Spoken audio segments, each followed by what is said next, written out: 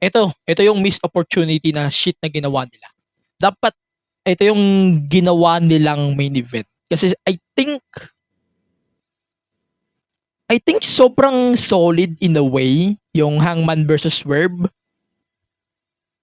Pero nakakabuisit pa din na hindi main event tong Hangman versus Swerve considering how personal their feud is. Understandable kasi Hangman versus Swerve is very personal.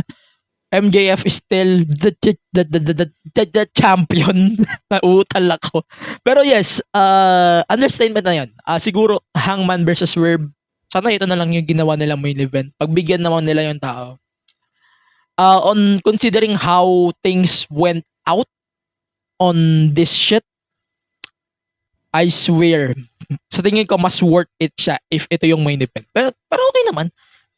Like what I said din naman na hindi naman lahat ng dapat yung main event nyo is mga world title. Applicable naman lahat yan sa ibang companies na pag alam yung may personal feud, ito yung mini-main event.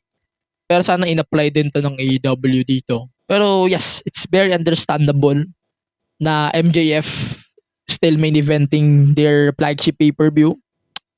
At the same time, it feels off na hindi siya main event.